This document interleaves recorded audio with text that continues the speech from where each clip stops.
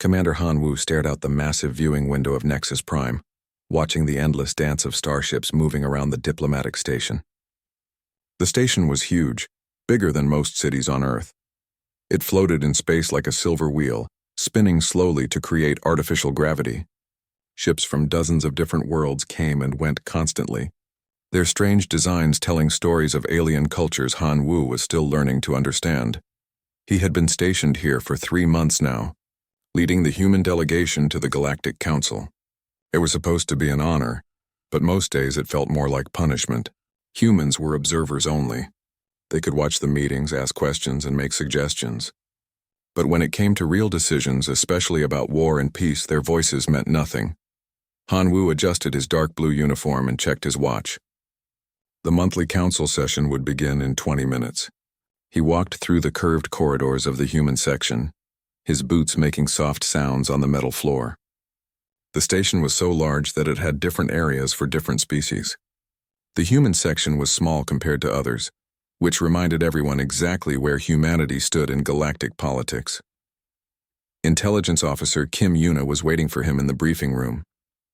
She was young, maybe 30 years old, with short black hair and sharp eyes that missed nothing. She had been studying alien languages and cultures since graduating from the Space Academy 5 years ago.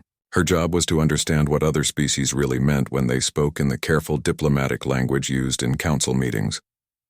"Good morning, Commander," Kim Yuna said, standing up as he entered. "I have the briefing ready for today's session." "What are we dealing with this time?" Han Wu asked, taking his seat at the small table. The room was simple and functional, with white walls and basic furniture. It was nothing like the decorated meeting rooms other species used, but humans had learned to live with less impressive accommodations. Kim Yuna activated the holographic display in the center of the table. A 3-dimensional map of a star system appeared, showing several planets marked in red. The Korthak Empire has invaded the Velen colonies in the Outer Rim. 3 planets so far, with more attacks expected. The Velen are asking the Council for military help. Han Wu studied the map. The Velen were a peaceful species, known for their art and philosophy. They had no real military to speak of. The Korthak, on the other hand, were warriors who had been expanding their territory for the past 10 years. It was exactly the kind of situation where the Council usually acted quickly to help the weaker side. "How bad is it?" he asked. "Reports say the Korthak are not just taking over the planets. They are destroying Velen cities and forcing the survivors to work in mining operations. Some sources say they are also destroying Velen cultural sites and libraries." Kim Yuna's voice was calm, but Han Wu could hear the anger underneath. "The Council will definitely authorize military action. And we will definitely be told to stay out of it," Han Wu said with frustration. This was always how it went. Some crisis would happen. The Council would debate which species should send ships and soldiers, and humans would be politely ignored when they offered to help. The door opened, and Park Ji-hyo entered. She was the cultural attaché, responsible for helping humans understand alien customs and protocols. She was older than Kim Yuna, maybe 40, with longer hair that she kept tied back in a professional style. She had a calm way of speaking that made even the strangest alien behaviors seem reasonable. "Commander, we should leave for the council chamber soon," Park Ji-hyo said. "I have been monitoring the early discussions. The hegemony species and the Ashanti Confederation are both offering to send fleets to help the Velen.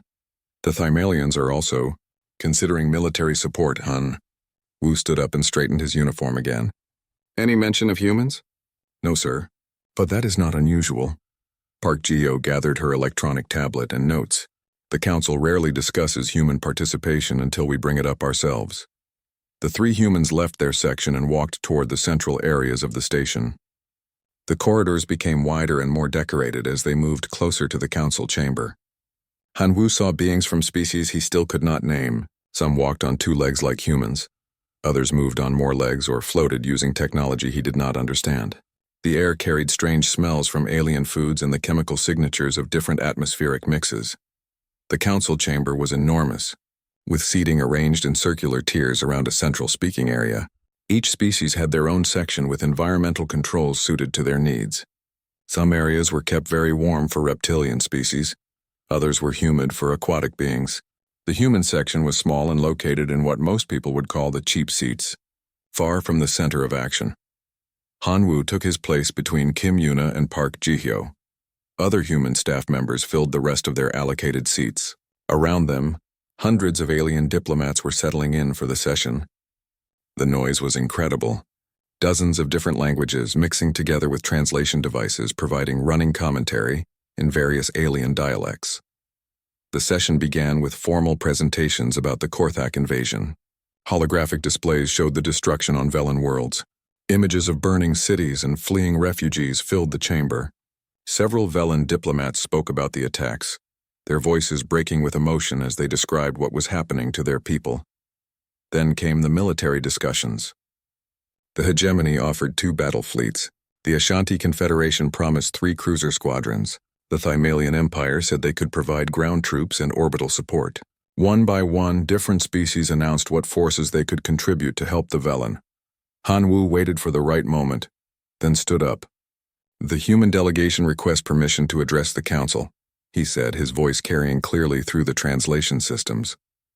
A few moments of silence followed. Then the council chairman, a tall being from the Valdra species, acknowledged him. "The human observer may speak." "Thank you, Chairman.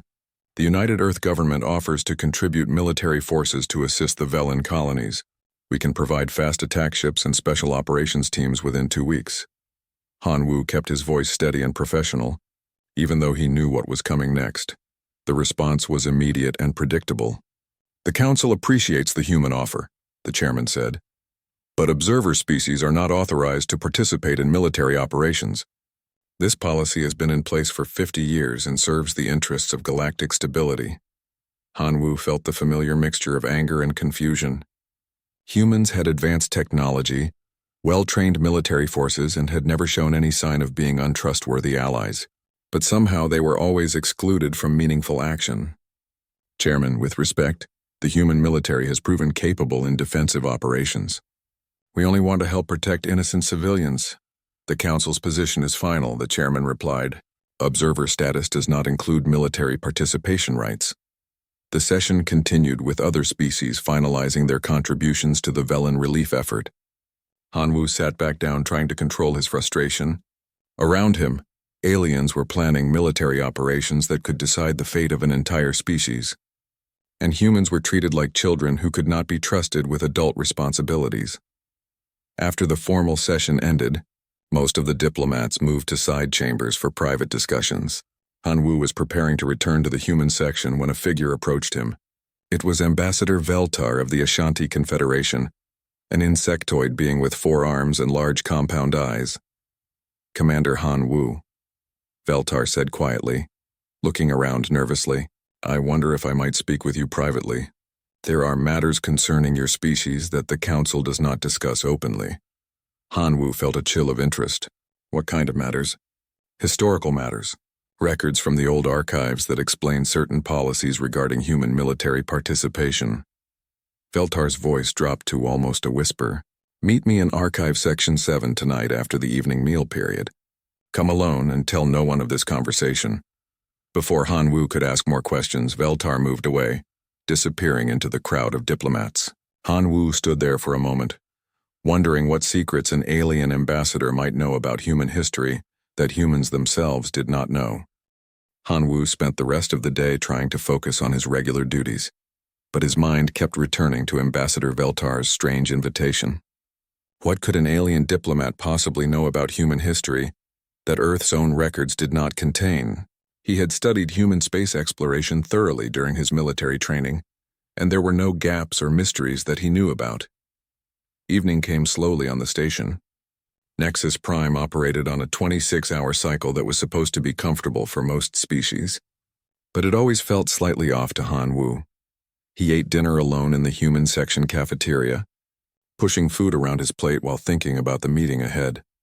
Archive Section 7 was located deep in the older parts of the station, far from the busy diplomatic areas. Hanwoo had never been there before, but the station maps on his tablet guided him through a maze of corridors that grew dimmer and more narrow as he went deeper.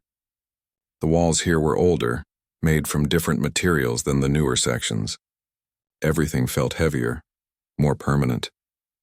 He found Veltar waiting beside a heavy security door marked with symbols in several alien languages. The Ashanti ambassador looked even more nervous than before, his compound eyes constantly scanning the corridor behind Han Wu. "You came alone. Good," Veltar said quietly. "What I am about to show you is not officially forbidden, but it is not encouraged either. The Council prefers that these records remain forgotten." Veltar placed one of his 4 hands on a scanner beside the door. Security lights flashed and the door opened with a heavy grinding sound. Beyond was a room filled with storage units and computer terminals. The air smelled old and dusty, like a library that had been closed for years. "These are the deep archives," Veltar explained as they entered. "Records that are too old or too sensitive for the main database systems. Most council members do not even know this place exists." He led Han Wu to a terminal in the corner and began typing commands with 2 hands while the other 2 operated different controls. "Here," Veltar said as information began appearing on the screen. "Records from 300 years ago, when your species first made contact with galactic civilization. The time of what we call the Purification Campaign." Han Wu leaned closer to read the text.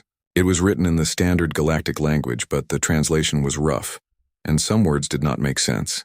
"I have never heard of any purification campaign involving humans." "Are you sure these records are accurate?" "Very sure, and very terrible." Veltar continued working at the terminal. "Your people have never been told the complete truth about their first contact with galactic civilization. Earth's government was given edited versions of these events. The screen filled with what looked like official military reports. Han Wu could make out dates, unit numbers, and battle locations, but most of the details were unclear. "Can you translate this more clearly?" "Yes, but you may not like what you learn." Veltar's voice carried a warning. "These records describe the only time humans ever participated in a galactic war. It was also the last time any species asked for human military help." Veltar worked for several minutes, running the old text through modern translation programs. Slowly, clearer versions of the reports began appearing on the screen. Han Wu read them with growing confusion and amazement. The records described a species called the Drath Horde, a militaristic empire that had been expanding across the galaxy 300 years ago. They had conquered 12 star systems and enslaved entire populations. Their military was powerful and their tactics were brutal. Most importantly, they seemed impossible to defeat. "The Drath were not like the Korthak," Veltar explained. "The Korthak want territory and resources. The Drath wanted to prove their superiority by crushing every other species in the galaxy. They believed that only the strongest deserved to exist." Han Wu continued reading. The reports showed that a galactic alliance had been formed to fight the Drath, including 20 different species contributing their best military forces. The war had been going on for 5 years, and the alliance was losing badly. Drath forces were advancing toward the core worlds where most galactic civilization was located. Then came the section about first contact with Earth. Han Wu read it twice to make sure he understood correctly. "This says that humanity had just developed faster-than-light travel when the Alliance contacted them. Earth had been isolated until then." "Correct. Your planet was discovered by accident when Alliance scouts were looking for places to establish supply bases." Veltar pointed to specific lines in the report. The Alliance was desperate. They had tried everything they could think of, and the Drath were still winning. So they decided to ask the new species for help. According to the records, Earth's government had been led by something called the Global Defense Coalition. The leader was Admiral Lee Minho, a name Han Wu did not recognize from any history books he had studied. The Admiral had agreed to help fight the Drath, but only after studying all available information about the enemy. "Earth sent 3 battle fleets," Han Wu read aloud. "That seems like a small contribution compared to 20 other species." "Keep reading," Veltar said grimly. "The numbers are not what matter in this story." The next section of records covered the first 6 months of human participation in the war. Han Wu read with growing amazement as the reports described battle after battle where human forces achieved impossible victories. They seemed to win fights even when they were outnumbered by huge amounts. But the most interesting part was how they won. The reports described human tactics that made no sense to the alien commanders writing them. Humans would attack enemy positions that seemed unimportant, ignore obvious targets, and spend days preparing for battles that lasted only minutes. "Listen to this," Han Wu said, reading from a report by a hegemony general. Human forces refuse to follow standard battle procedures. They study enemy communications, cultural practices, and psychological profiles before engaging. They seem more interested in understanding the Drath than fighting them. That was only the beginning, Veltar replied. The truly disturbing information comes later. Han Wu scrolled down through more reports. The pattern became clearer as he read. Human forces were not just winning battles. They were winning them in ways that confused and frightened their alien allies. Enemy Drath units would sometimes surrender without fighting. Other times, Drath forces would retreat from positions they could easily defend. One report from a Thymalian commander described a battle where human ships broadcast something to a Drath fleet, and within hours the entire enemy force had turned around and left the system. No shots had been fired, but the Drath never returned to that area. What were they broadcasting? Han Wu asked. That information was classified even in these old records, Veltar answered, but there are clues in the psychological reports that were filed later. He opened a different section of files, these ones marked with warning symbols that Han Wu could not read. The documents that appeared were clearly scientific studies, with charts and graphs analyzing Drath behavior patterns. Galactic psychologists were assigned to study why human tactics were so effective, Veltar explained. What they found was disturbing enough that most of their research was sealed. Han Wu read through the psychological analysis, struggling to understand the technical language. The scientists had concluded that humans were using some form of warfare that attacked enemy minds instead of enemy bodies. They were somehow convincing Drath forces that continued fighting was pointless or impossible. But how? Han Wu asked. Humans do not have telepathic abilities or mind control technology. No, but you have something else. Something that proved to be much more dangerous. Veltar's voice was barely above a whisper now. You have the ability to understand what your enemies believe, and then use those beliefs against them. The final section of records that Veltar showed him contained the outcome of the war. Han Wu had expected to read about a great final battle where human and alien forces defeated the Drath military. Instead, he found something much more shocking. The Drath horde had simply ceased to exist. Not destroyed in battle, not conquered and occupied, but eliminated so completely that no trace of their civilization remained. According to the records, this had happened in less than 2 months after human forces fully engaged with Drath territory. 2 months, Han Wu repeated, staring at the screen. How is that possible? The Alliance had been fighting them for 5 years. That question is why these records were sealed, Veltar said, and why your species has been prohibited from participating in galactic wars ever since. The Council was terrified by what humans had accomplished, but they were even more terrified that they did not understand how it was done. Han Wu sat back in his chair, trying to process what he had learned. According to these records, humans had ended a galactic war in a matter of months, eliminating an entire enemy species without apparent effort. But somehow none of this information had ever made it into Earth's official history. There are more detailed records, Veltar said quietly. Much more detailed. But accessing them would require getting into the Council's highest security archives. That would be extremely dangerous. Why are you showing me this? Han Wu asked. Why risk breaking security protocols to tell me about events from 300 YY? Han Wu returned to the human section of Nexus Prime with his mind racing. The information Veltar had shown him changed everything he thought he knew about human history. But it also raised dangerous questions. If humans had capabilities that scared the entire Galactic Council, why had Earth's government hidden this from their own people? He called an emergency meeting with Kim Yuna and Park Ji-hyo in the secure briefing room.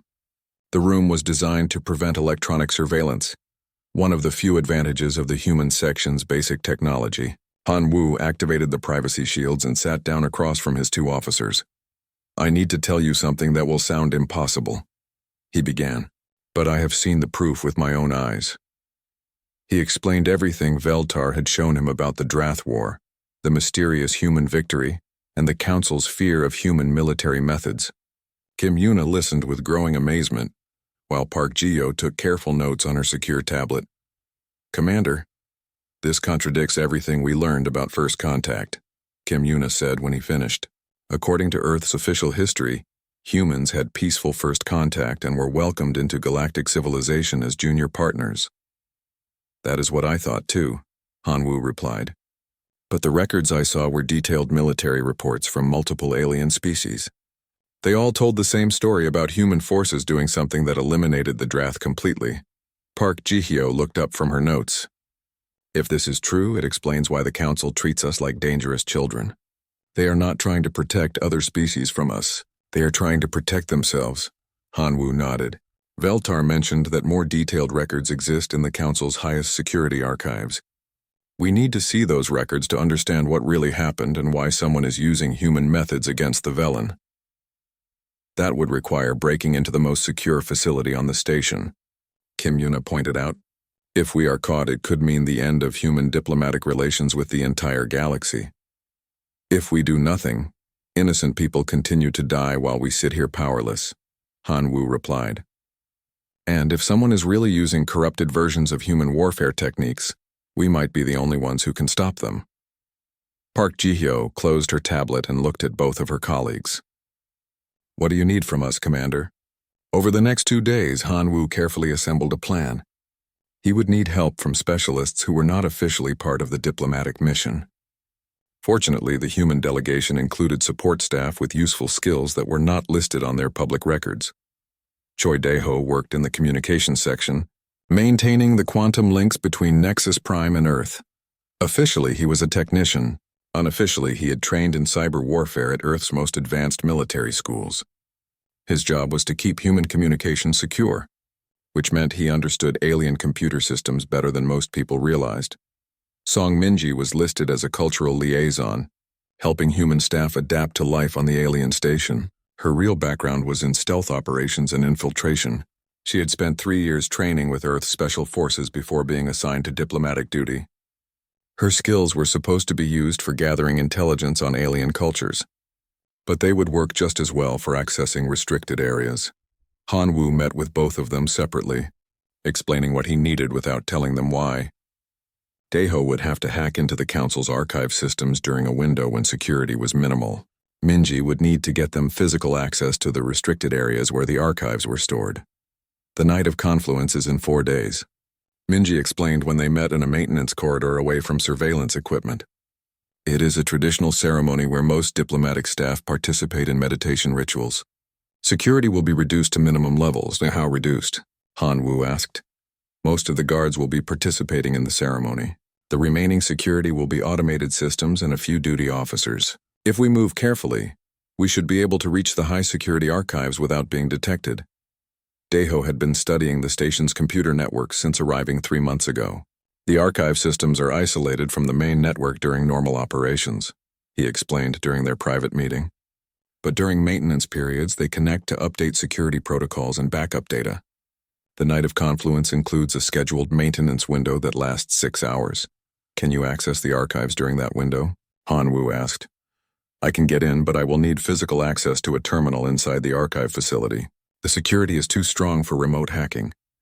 Dae-ho paused, considering the technical challenges. Once I am connected, I can download everything, but it will take time. Maybe 2 hours for the complete classified database.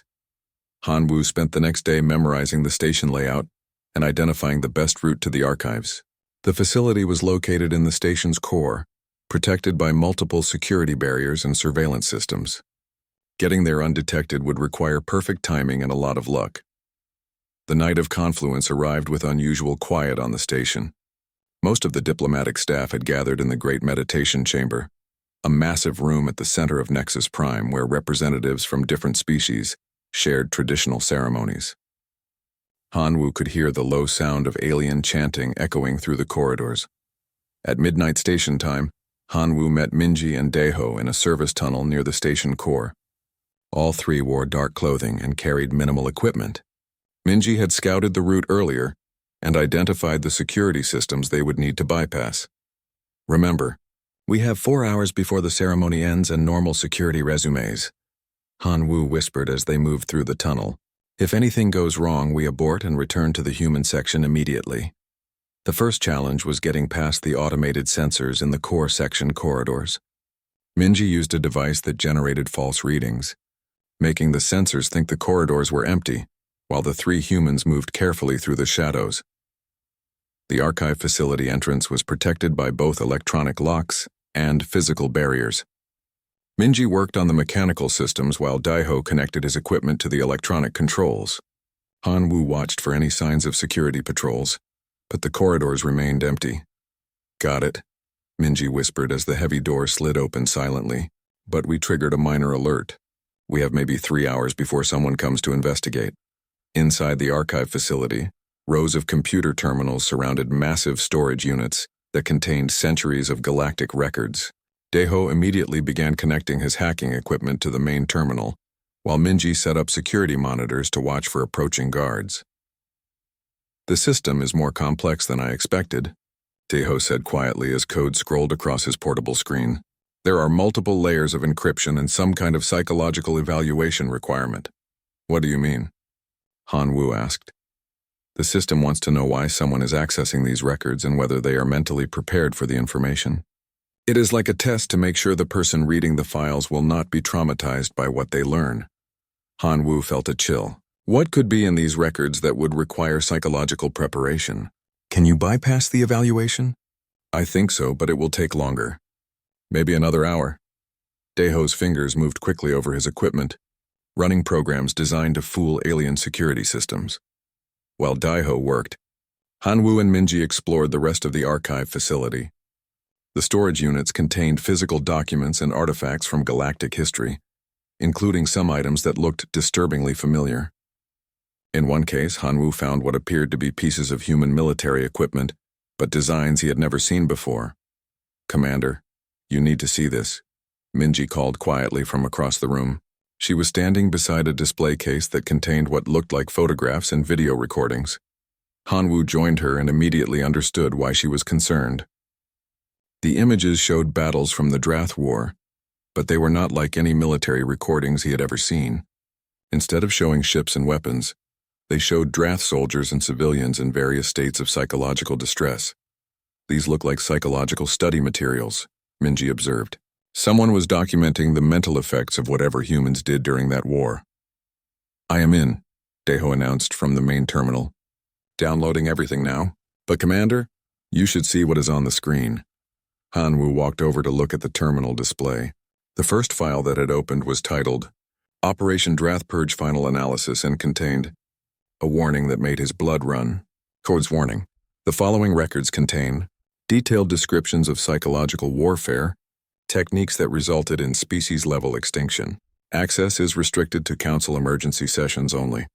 Reviewing these materials may cause severe psychological distress in species with empathic capabilities. Below, the warning was a list of file categories that made no sense to Han-Woo. Belief system deconstruction, cultural identity erosion, existential purpose elimination, and dozens of other terms that sounded more like philosophy than military strategy. How much time do we need to download all of this? Han-Woo asked. 2 more hours for the complete database, Daiho replied. But I can get the essential files in 30 minutes if we have to run. Download. Back in the secure briefing room of the human section, Han-Woo sat with Kim Yuna and Park Ji-hyo as Daiho transferred the downloaded files to their isolated computer system. The amount of data was enormous, representing 3 centuries of the galaxy's most classified information about human military capabilities. I have organized the files by date and classification level, Daiho explained as documents appeared on the main screen. The most restricted information is in a section called Species Extinction Protocols. I suggest we start with the less classified material and work our way up.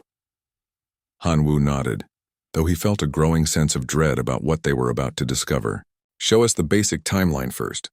I want to understand exactly what happened during the Drath War. The first files contained military reports that were more detailed than what Veltar had shown him. The Drath War had indeed lasted 5 years before human involvement, with the Galactic Alliance losing ground steadily. The Drath were not just conquerors but seemed determined to prove their superiority by humiliating every other species they encountered. Look at this, Kim Yuna said, pointing to a section of a hegemony report.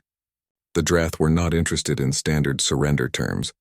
They wanted complete cultural submission. Defeated species had to declare that Drath civilization was superior and that their own cultures were worthless. Park Ji-hyo read from another document. They forced captured populations to destroy their own art, literature, and historical records. The psychological damage was as important to them as the military conquest. When humans first joined the Alliance, the initial reports were positive, but unremarkable. Human ships performed well in conventional battles, their technology was adequate, and their soldiers were brave. Nothing suggested that Earth's forces were significantly different from other species' military units. The change began 3 months after human forces started studying captured Drath communications and cultural materials. Admiral Lee Minho had requested access to all available information about Drath society, religion, and psychology. Alliance commanders thought this was just thorough preparation. "Here is where things become strange," Deho said, opening a file from the 4th month of human involvement. Alliance commanders started reporting that human forces were behaving unpredictably. Han Wu read the report aloud. "Human ships are broadcasting signals toward Drath positions, but not using standard communication frequencies." When asked about these transmissions, Human Commander Nam Sora stated they were testing cultural resonance patterns and refused to provide details. The reports became more confused as the weeks passed. Human forces would spend days analyzing Drath prisoners, not for military intelligence but for what they called belief structure mapping.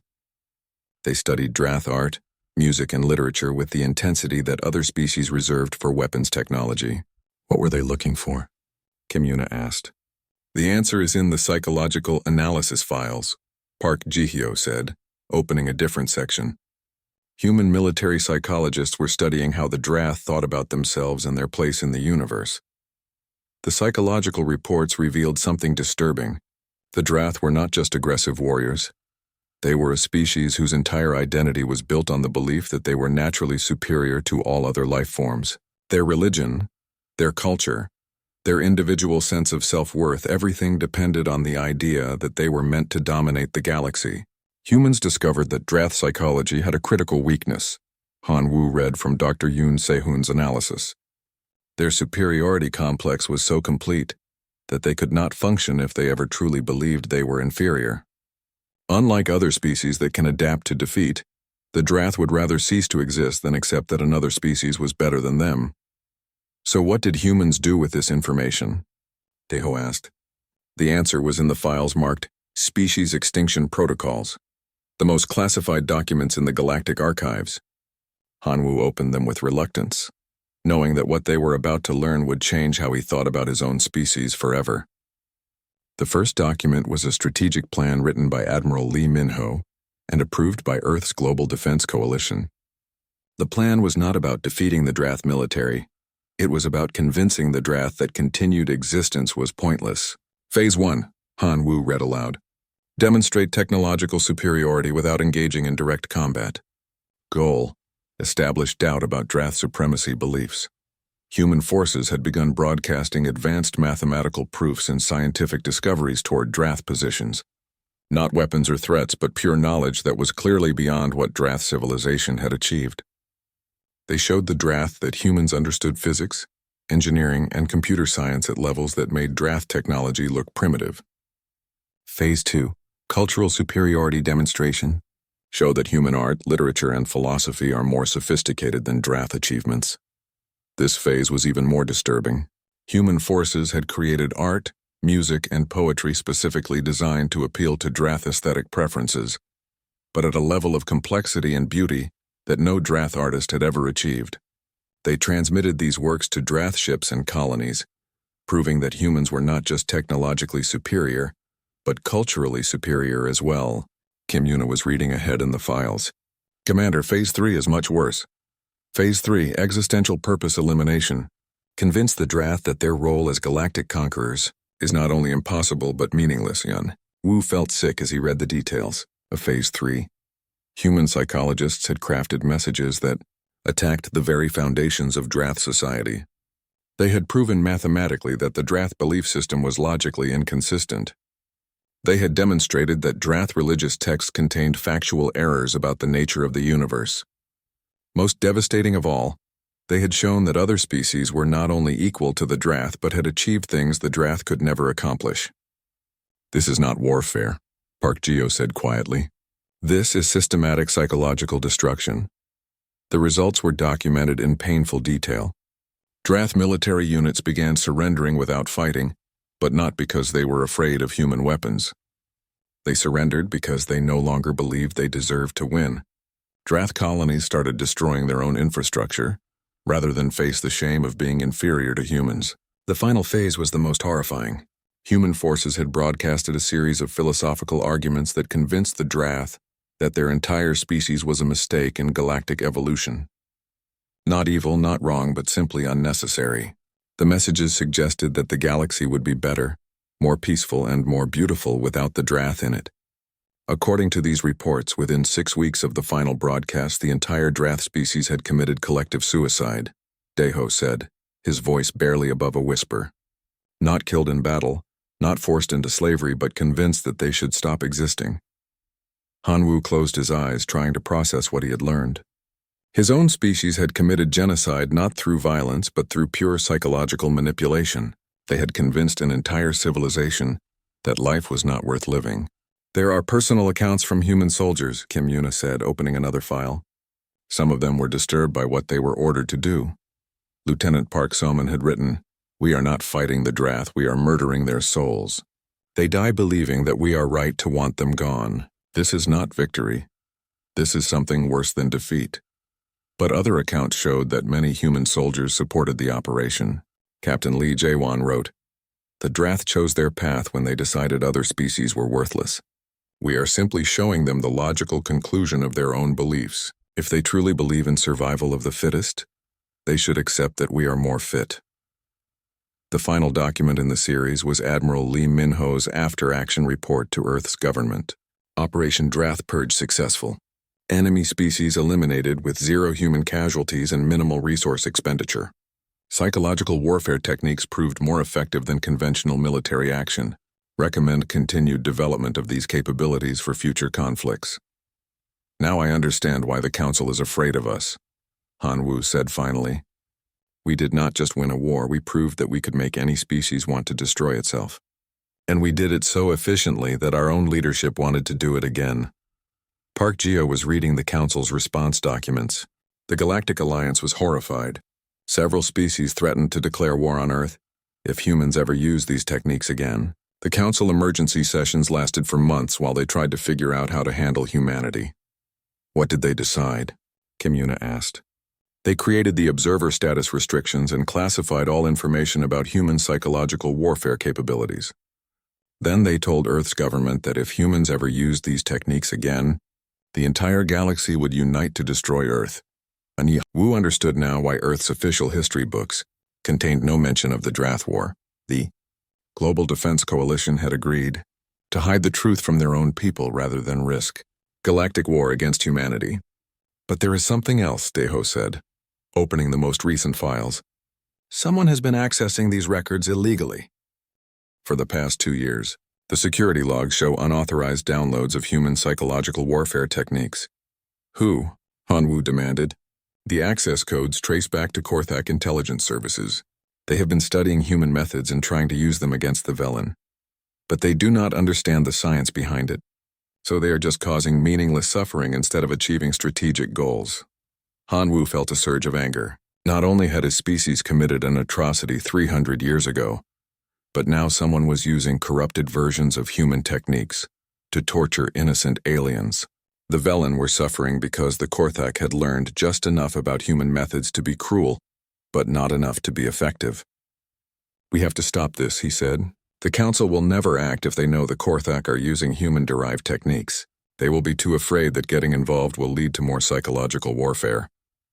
"What can we do?" Kim Yuna asked. "We are still just observers. We have no authority to take military action." Hanwoo stared at the screen full of classified documents and felt the weight of his species' hidden history. 300 years ago, humans had proven they could destroy civilizations without firing a shot. Now it was time to prove they could save civilizations the same way. As Hanwoo and his team processed the horrifying truth about humanity's past, they discovered additional files that showed the immediate aftermath of the Drath elimination. The galactic response had been swift and terrified.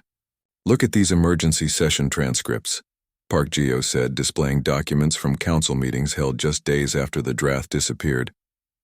The representatives could barely believe what had happened. The Thymalian war minister had reported to his government, the humans did not conquer the Drath, they convinced the Drath to eliminate themselves. Every ship, every colony, every individual member of their species chose death rather than continue existing in a universe where humans were superior to them. Han Wu read through transcript after transcript, watching as alien diplomats struggled to understand what humans had accomplished. The most disturbing part was that many species were not horrified by the extinction of the Drath, but by the method used to achieve it. The Hegemony Council was afraid that humans might use the same techniques on them, Kim Yuna observed, reading from a classified Hegemony intelligence report. They started psychological defense research immediately after learning what happened to the Drath.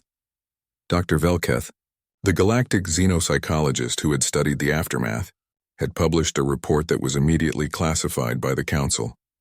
His conclusions were terrifying to species that had thought warfare was limited to physical destruction.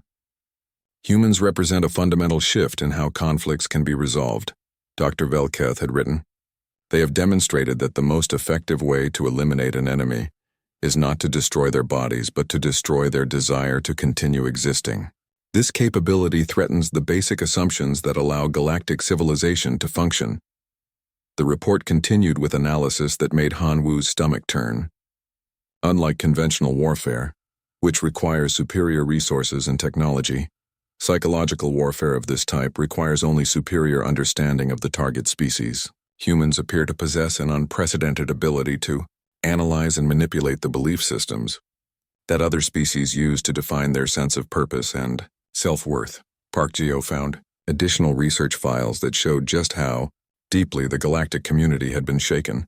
Multiple species began studying their own psychological vulnerabilities immediately after the Drath War. They wanted to identify weaknesses that humans might exploit. The Ashanti Confederation had commissioned a complete review of their cultural and religious beliefs, looking for logical inconsistencies that could be used against them. The Valdris had created psychological defense protocols designed to protect their citizens from belief system attacks. Even peaceful species like the Velen had developed mental resistance training. The entire galaxy reorganized their thinking around the assumption that humans might someday turn these capabilities against them, Deho said, reading from a galactic defense analysis. They were not afraid of human weapons or technology, they were afraid of human psychologists. Han Wu found the Council's official policy documents from the emergency sessions. The debate had lasted for months, with some species arguing that Earth should be quarantined or even destroyed preemptively. Others had suggested that humans could be valuable allies if their capabilities could be controlled. The compromise solution was the observer status system that had kept humans out of galactic conflicts for 300 years. But Han Wu now understood that the restrictions were not meant to limit human military participation. They were designed to prevent other species from learning human psychological warfare techniques. Listen to this, Kim Yuna said, reading from the Council Chairman's final statement. The human species will be granted observer status in all galactic conflicts. They will not be permitted to participate in military actions, share tactical information with allied forces, or provide strategic consultation to any species engaged in warfare. This policy is designed to prevent the spread of human psychological warfare capabilities, which pose an existential threat to galactic civilization. The documents revealed that the Council had been deliberately misrepresenting human capabilities for 3 centuries. They had encouraged other species to think of humans as militarily incompetent rather than too competent. Every time humans offered to help in a crisis, the Council rejected the offer and spread subtle suggestions that human forces were unreliable or ineffective. They have been protecting themselves by making everyone else think we are weak, Han Wu realized. They would rather let conflicts drag on for years than risk someone learning how humans really fight. Park Gihyo discovered monitoring reports that showed the Council had been watching human development carefully since the Drath War. They tracked Earth's psychological research, monitored human military training programs, and analyzed human cultural products for signs that the same capabilities might emerge again. According to these reports, the Council has been relieved that Earth's government has not developed any new psychological warfare programs, she said. They believe that humans have either forgotten how to use these techniques or have chosen not to develop them further. but Daiho had found evidence that this assumption was wrong.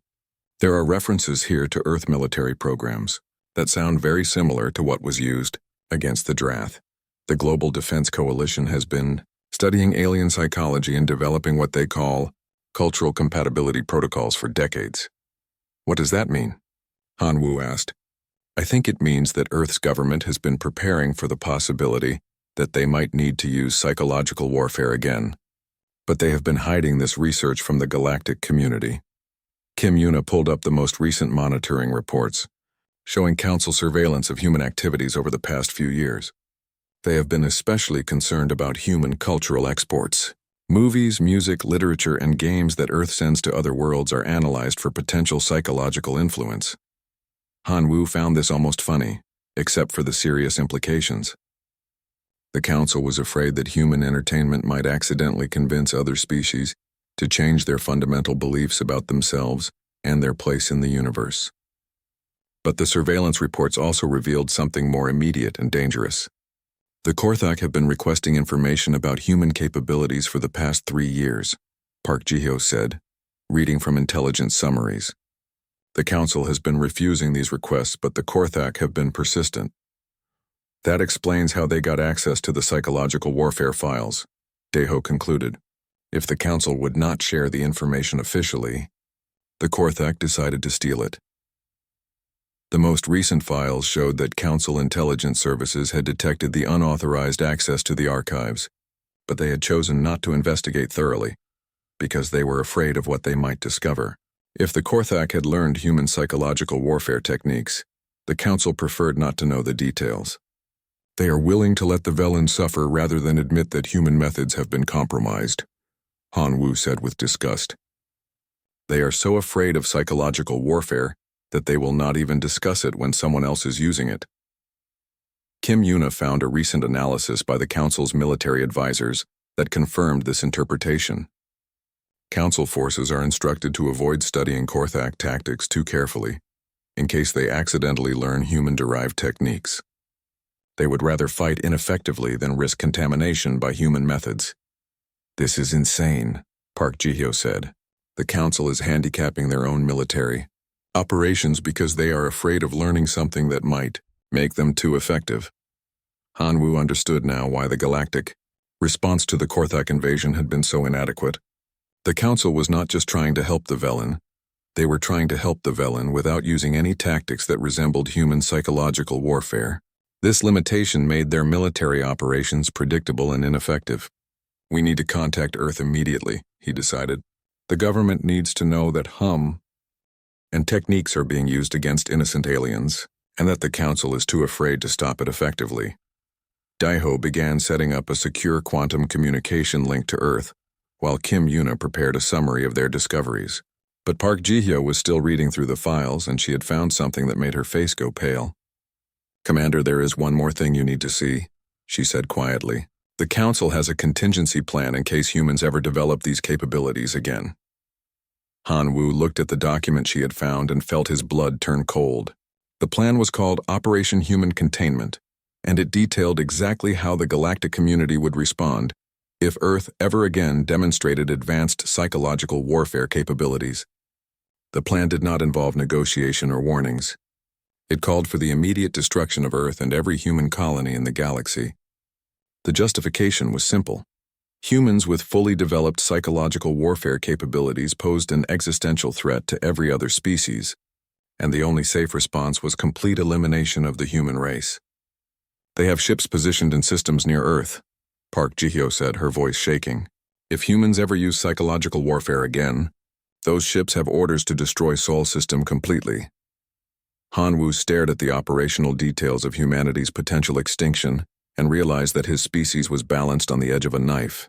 They had capabilities that could end conflicts quickly and save lives, but using those capabilities would trigger an immediate genocidal response from the rest of the galaxy. We have to find another way, he said finally. We have to stop the Korthak without revealing that humans still understand psychological warfare, and we have to do it in a way that makes the Council believe they solved the problem themselves. The secure communication link to Earth took 6 hours to establish due to the distance and the need for absolute encryption. When President Osujin's face finally appeared on the screen in the human section's communications room, Han Wu could see the stress of leadership in her eyes. Behind her, Defense Minister Bai Taehyung waited with obvious tension. Commander Han Wu, your emergency transmission request mentioned classified historical information. President Oh said carefully, I hope you understand that some topics cannot be discussed over any communication channel, no matter how secure. Madam President, I believe my team has discovered why humans are prohibited from participating in galactic conflicts, Han Wu replied. And I believe this information is directly relevant to the current crisis with the Korthak invasion. He spent the next hour explaining everything they had learned about the Drath War, the psychological warfare techniques used by humans 3 centuries ago, and the Council's continuing fear of human capabilities. President Oh listened without interruption, but her expression grew more grave with each revelation. The Global Defense Coalition's records of that period are sealed under the highest classification levels, she said finally. What you have discovered explains policies that have guided Earth's interactions with the galactic community for 300 years. Defense Minister Bai leaned forward to speak. Commander, are you certain that the Korthak are using corrupted versions of our psychological warfare methods? The evidence is clear, sir. They have been accessing classified galactic archives and trying to implement techniques they do not fully understand. The result is unnecessary cruelty without strategic effectiveness. President Oh was quiet for a long moment, clearly weighing the implications of the situation. Commander, I am going to tell you something that will remain classified for the rest of your life. Earth's government has maintained research programs in psychological warfare since the Drath conflict. We have always known that we might someday need to use these capabilities again. Han Wu felt a chill. Madam President, the files I found indicate that any use of these techniques would trigger immediate retaliation against Earth. The Council has ships positioned to destroy our entire solar system if we demonstrate advanced psychological warfare capabilities. We are aware of Operation Human Containment, Defense Minister Bai said grimly. Our intelligence services have been monitoring those ships for decades. The threat of extinction has been a constant factor in our strategic planning. Then you understand why we cannot intervene directly in the Korthak situation, Han Wu said. But we also cannot allow innocent Velen to suffer while crude copies of human techniques are used against them. President Oh exchanged a look with her defense minister before responding. Commander, I am authorizing you to take limited action to resolve this crisis, but your actions must not reveal human psychological warfare capabilities to any galactic authority. The Council must believe that any solution comes from their own efforts or from the Velen themselves. Dr. Shin Hye-soo, Earth's lead xenopsychologist, joined the conversation via a secondary link. Han Wu recognized her name from his reading of the historical files. She had been studying alien psychology and developing defensive applications of human techniques for most of her career. Commander, I have been developing protocols specifically for this type of situation, Dr. Shin said. We can help the Velen resist psychological manipulation without teaching them how to use the same techniques offensively.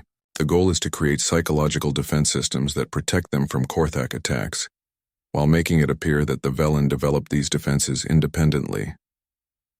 How would that work? Kim Yuna asked. The Korthak are using crude versions of belief system attacks, trying to convince the Velen that their culture is worthless and that resistance is futile, but they are doing it badly, without understanding the psychological frameworks that make these techniques effective. We can teach the Velen to recognize these attacks and develop mental resistance. Park Ji-hyo leaned forward with interest. You mean we could help them defend themselves without actually fighting the Korthak directly? Exactly. And if the Velen become immune to psychological manipulation, the Korthak will be forced to rely on conventional military tactics. The Council's forces are perfectly capable of winning a conventional war against the Korthak.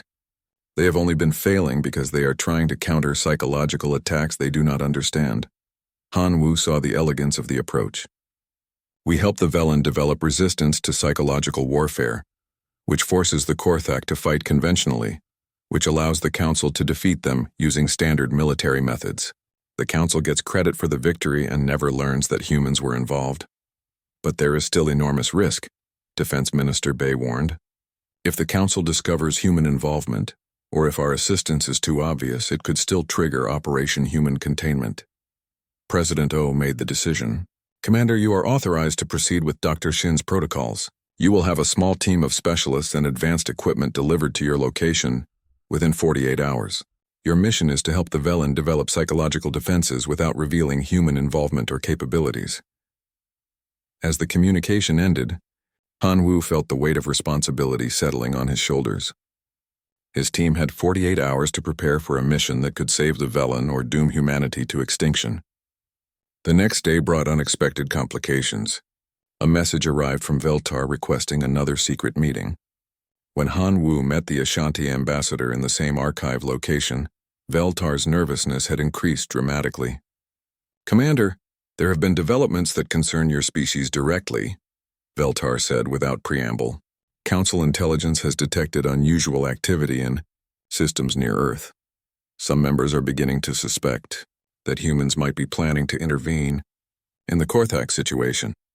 Han Wu kept his expression neutral despite his racing heart. Ambassador, humans have made no military preparations beyond our normal defensive posture. I believe you, but others do not. There is growing pressure to activate Operation Human Containment as a precautionary measure. If humans show any sign of advanced military activity, the response will be immediate and final. How much time do we have? Han Wu asked. Days, perhaps a week. The situation with the Velen is deteriorating rapidly, and Council forces are failing to make progress. Some members are beginning to wonder if the Korthak success indicates that they have learned advanced warfare techniques from somewhere. Han Wu understood the implication. If the Council connected Korthak effectiveness to human capabilities, they might decide that the safest course was to eliminate humanity before the problem got worse. That evening, the promised team from Earth arrived in a ship disguised as a routine supply vessel. Dr. Shin Hayasu led the group, along with 2 psychological warfare specialists and a communications expert, carrying equipment that looked innocuous but contained the most advanced psychological defense systems Earth had ever developed. We have analyzed the Korthak psychological attacks based on your intelligence reports, Dr. Shin explained as her team set up their equipment in the secure briefing room. They are using a simplified version of the cultural superiority technique that was effective against the Drath, but they are applying it incorrectly. What do you mean? Park Ji-hyo asked. The Drath were vulnerable to superiority attacks because their entire identity was built on being the strongest SP. Sees. But Velen culture is based on cooperation and artistic achievement, not dominance. The Korthak are attacking the wrong psychological foundations. Dr. Shin activated a holographic display that showed Velen psychological profiles. We can teach the Velen to recognize that the Korthak attacks are based on false assumptions about what makes a civilization valuable. Once they understand this, the attacks will become ineffective. How do we deliver this training without revealing human involvement? Kim Yuna asked. We will embed the psychological defense protocols in what appears to be general resistance training. The Velen will think they are learning better communication strategies and leadership techniques. They will not realize they are developing immunity to advanced psychological warfare. The plan required Han Wu to make contact with Velen resistance leaders without going through official diplomatic channels. Song Minji would use her infiltration skills to reach Velen refugee ships, while the psychological warfare specialists would pose as cultural advisors, offering assistance with morale and organization. Remember, Dr. Shin warned as the team prepared to deploy, the effectiveness of our help must appear to come from Velen capabilities, not from our guidance. If they become too successful too quickly, the Council will investigate how they develop these abilities.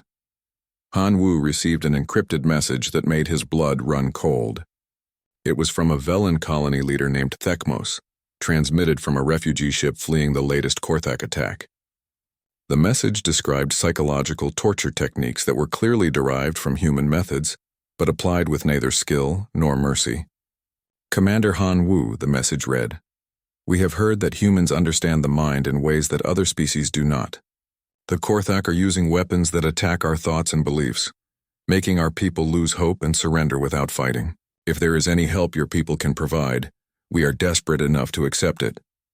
The message put Han Wu in an impossible position. The Velen were specifically asking for human psychological assistance, which suggested that knowledge of human capabilities was spreading despite the Council's efforts to suppress it. If he helped them directly, It would confirm human involvement. If he refused, innocent beings would continue to suffer. We proceed with the covert assistance plan, he decided. But we must make it appear that the Velen developed their resistance capabilities through their own efforts, possibly with inspiration from their traditional cultural practices. Over the next week, Han Wu's team made contact with Velen resistance groups and began implementing Dr. Shin's psychological defense protocols. They taught Velen leaders to recognize the logical flaws in Korthak propaganda, to understand the cultural assumptions underlying psychological attacks, and to develop mental frameworks that made them immune to belief system manipulation. The results were dramatic. Velen forces that had been surrendering without resistance began fighting effectively. Colonies that had been demoralized by Korthak's psychological warfare suddenly rediscovered their sense of purpose and cultural pride. Within days, the entire character of the conflict changed, but success brought new dangers. Council military observers reported that Velen resistance had become inexplicably effective, developing sophisticated counter-propaganda techniques that seemed far beyond their previous capabilities. Some species began asking uncomfortable questions about how a peaceful, artistic civilization had suddenly developed advanced psychological warfare defenses. Han Wu monitored council communications and watched as suspicion grew. The Thymalian Empire's intelligence service reported, Velen resistance techniques show sophistication consistent with advanced psychological warfare training. Recommend investigation of possible external assistance. The situation reached a crisis point when Ambassador Veltar contacted Han Wu with an urgent warning. Commander, emergency council sessions are being called. Several species believe that human involvement in the Velen situation is the only explanation for their sudden effectiveness. There is serious discussion of implementing Operation Human Containment immediately. Han Wu realized that they had succeeded too well. By helping the Velen develop effective psychological defenses, they had made their resistance so successful that it pointed directly to human involvement. The very effectiveness of their help was about to trigger the destruction of Earth. We need to make it look like the Korthak are failing for different reasons, he told his team. The Council has to believe that their conventional forces are winning, not that the Velen have developed advanced capabilities. Dr. Shin's solution was as elegant as it was risky. We convinced the Korthak to stop using psychological warfare altogether. If we can make them believe that these techniques are counterproductive, they will return to conventional military tactics that the Council can easily defeat. How do we do that without revealing our involvement? Kim Yuna asked. We use the Korthak's incomplete understanding of psychological warfare against them. They think they are using human techniques, but they are doing it badly. We can convince them that psychological warfare is actually weakening their military effectiveness. The final phase of the operation required Han Wu to take the greatest risk of his career. Using captured Korthak communication systems, his team would broadcast carefully crafted messages designed to convince Korthak military leaders that their psychological attacks were causing their conventional forces to become less effective. The messages would appear to come from within Korthak intelligence services, suggesting that their attempts to copy human psychological warfare were actually undermining traditional Korthak military strengths. The goal was to make them abandon psychological attacks and return to the conventional warfare they understood. If this works, the Korthak will stop using corrupted human techniques. The Velen resistance will appear to be succeeding through normal military efforts. And the Council will win a conventional victory, Dr. Shin explained. If it fails, humanity faces extinction within days. Han Wu looked at his team and realized that the fate of both the Velen and humanity now depended on their ability to outthink an enemy who was using corrupted versions of their own species' most dangerous capabilities. The irony was not lost on him. To save innocent aliens and protect Earth, they would have to prove once again that humans understood psychological warfare better than anyone else in the galaxy. But this time their understanding would be used to end psychological warfare, rather than perfect it. Instead of convincing an enemy species to destroy itself, they would convince an enemy to stop trying to destroy others. The final operation began at midnight station time, when most of Nexus Prime was quiet and Han Wu's team could work without observation. They had established a secure communications post in an abandoned maintenance section, using equipment that Dr. Shin's specialists had modified to mimic Korthak transmission signatures. Remember, we have one chance to get this right, Han-Woo said as his team prepared the psychological influence operation. If the Korthak trace these transmissions back to us, or if the Council detects what we are doing, humanity faces immediate extinction. Dr. Shin had spent days analyzing captured Korthak communications to understand their military culture and decision-making processes. Unlike the Drath 3 centuries ago, the Korthak were not psychologically dependent on beliefs of superiority. They were practical warriors who used whatever tactics seemed most effective. The Korthak adopted psychological warfare because they thought it would give them an advantage, Dr. Shin explained as she prepared the influence messages. But they do not really understand how it works, so they are using it badly. We can convince them that these techniques are actually hurting their military effectiveness. The first message was designed to appear as an internal Korthak intelligence report analyzing their recent military performance. Han-Woo watched as Dr. Shin crafted text that would appeal to Korthak military logic while leading them toward the conclusions humans wanted them to reach. Analysis of recent operations shows declining effectiveness of conventional forces in sectors where psychological warfare protocols have been implemented, the false report stated.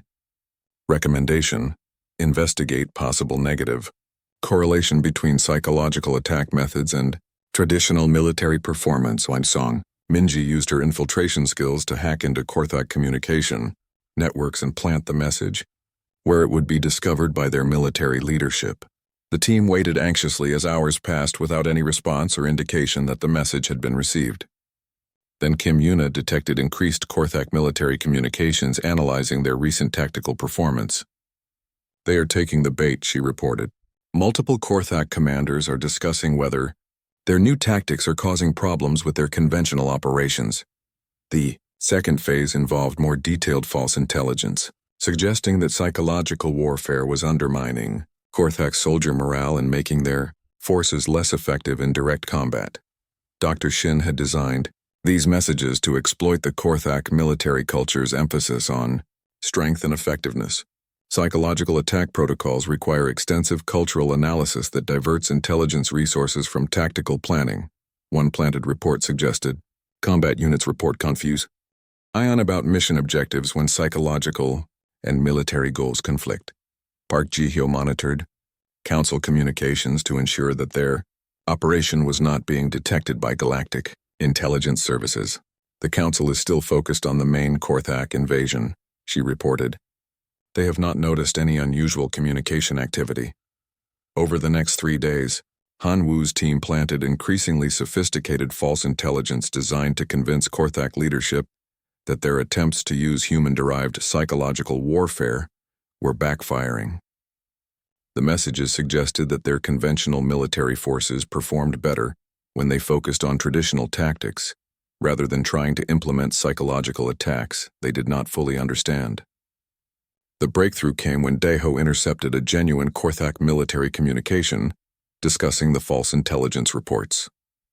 "Commander, listen to this," he said, playing back a decoded transmission between Korthak generals. "Intelligence analysis confirms that psychological attack methods are reducing overall combat effectiveness," one Korthak commander said. "Recommend immediate return to conventional warfare protocols. Our forces are more effective when focused on direct military objectives." Agreed. These techniques require cultural understanding we do not possess. Better to rely on proven methods that our soldiers understand and can implement effectively. Han-Woo felt a surge of hope. The Korthak were convincing themselves to abandon psychological warfare based on their own analysis of planted intelligence. From their perspective, they were making a practical military decision to improve their effectiveness. The results became apparent within days. Villain resistance forces reported that Korthak psychological attacks had stopped completely, replaced by conventional military operations that were much easier to counter. Council forces, no longer confused by psychological warfare they could not understand, began making real progress against Korthak invasion fleets. "The tide of the war is turning," Kim Yuna reported as she monitored galactic news feeds. Council forces are achieving victories that seemed impossible just weeks ago. The official explanation is that improved coordination between species has made their joint operations more effective. But Han-Woo knew that they were not safe yet. The success of their operation could still raise questions about how the situation had changed so dramatically. If anyone investigated too carefully, they might discover evidence of human involvement. Ambassador Veltar provided the solution during another secret meeting. Commander, I have been monitoring council discussions about the sudden change in the Korthak situation, he said. The official analysis is that the Korthak overextended themselves and had to retreat to more defensible positions. What about the psychological warfare they were using? Han Wu asked carefully. The council has decided that the Korthak psychological attacks were never as effective as they appeared. The official report states that Velen resistance was always strong, but it took time for council forces to develop effective coordination with Velen defenders. Han Wu realized that the council was deliberately avoiding any investigation that might reveal uncomfortable truths about psychological warfare. They preferred to believe that conventional military factors explained the Korthak retreat, rather than examine what had really happened. 2 weeks later, a desperate transmission arrived from the Velen colonies that changed everything. The message came from Thekmos, the same colony leader who had initially asked for human help. His words carried both gratitude and a terrifying new understanding. Commander Han Wu, the transmission began, our resistance leaders have been studying the psychological techniques that helped us defend against Korthak attacks. We have discovered that these methods are far more sophisticated than anything our civilization has ever developed. We believe they originated from human sources. Han Wu felt his blood turn cold. The Velen had figured out that their sudden resistance capabilities came from human assistance. If they shared this information with the Council, it would trigger Operation Human Containment immediately. We want you to know, Thekmos continued, that we understand why your people could not help us openly. We have accessed some of the old galactic archives and learned about the restrictions placed on human participation in conflicts. We also understand that revealing human involvement in our success would put your entire species in danger. The transmission paused, and when Thekmos spoke again, his voice carried a weight of decision. The Velen people have chosen to keep the truth about human assistance completely secret. As far as any official record will show, our resistance capabilities developed from our own cultural traditions and the inspiration provided by Council military advisors. We are creating false historical documents that will suggest our psychological defense techniques evolved from ancient Velen philosophical practices. Any investigation will find evidence that we developed these capabilities independently, with no external assistance. Han Wu stared at the screen in amazement. The Velen were voluntarily participating in the cover-up that protected humanity from extinction. They understood the consequences of revealing human involvement and had chosen to protect their secret benefactors. We know that humans could have saved us much earlier if they had been free to act openly, Thekmos concluded. We also know that helping us put your entire species at risk. The Velen people will never forget this sacrifice, and we will never betray the trust you placed in us. 3 weeks later, the Korthak formally requested peace negotiations. Their invasion had stalled completely once they returned to conventional tactics, and Council forces had successfully defended all remaining Velen colonies. The war ended with a negotiated settlement that restored Velen independence and required Korthak reparations for the damage they had caused. Han Wu attended the final council session where the peace treaty was formally approved. He watched as representatives from dozens of species congratulated each other on achieving victory through cooperation and determination. The Velen delegation spoke eloquently about how their ancient philosophical traditions had helped them develop mental resistance to enemy propaganda. No one mentioned psychological warfare, human involvement, or the real reasons why the Korthak had suddenly become so much less effective. The official record would show that the Council had won through superior coordination and the unexpected resilience of Velen cultural traditions. After the ceremony, Han Wu received a private message from Earth containing his next assignment. He would remain on Nexus Prime as the human observer, but with a new and secret mission. Earth's government wanted him to monitor galactic conflicts and identify situations where human psychological defense techniques might be needed to protect innocent species. The galaxy will continue to face conflicts, President O's message explained. But now we know that we can help resolve these conflicts without revealing our capabilities or triggering retaliation against Earth. Your mission is to ensure that psychological warfare is never again used to cause unnecessary suffering. Dr. Shin's final report, transmitted through secure channels to Earth. contained analysis that would guide human policy for generations. We have proven that human psychological warfare capabilities can be used defensively to protect, rather than destroy. The key is to help other species develop their own resistance to psychological manipulation rather than using our techniques offensively. This approach allows us to fulfill our moral obligations to help innocent beings while maintaining the secrecy necessary for human survival. The galaxy remains afraid of our capabilities, but that fear can serve as a deterrent against the development of psychological warfare by other species. As Han Wu prepared for his continuing mission on Nexus Prime, he reflected on what his team had accomplished. They had saved the Velen from suffering, ended a galactic conflict, prevented the spread of corrupted psychological warfare techniques, and protected humanity from extinction, all while maintaining the illusion that humans were harmless observers. The truth about human capabilities would remain hidden, but that truth now served as a shield rather than a sword. Somewhere in the galaxy, other species might develop psychological warfare capabilities of their own. When that happened, Han Wu and others like him would be ready to help innocent beings defend themselves, using humanity's most dangerous gift to protect rather than destroy. The Galactic Council continued to treat humans as minor participants in galactic affairs, never suspecting that their observers possessed the knowledge to end any conflict in the galaxy. The Velen maintained their secret, creating a protective alliance based on mutual understanding and shared commitment to keeping dangerous knowledge from those who would misuse it. Ambassador Veltar approached Han Wu after the final session, his compound eyes reflecting something that might have been respect. "Commander, the Council has decided to expand human observer privileges. You will now be allowed to attend classified military briefings and provide consultation on defensive strategies." "Why the change?" Han Wu asked, though he suspected he knew the answer. The success of the Velen resistance has impressed many council members.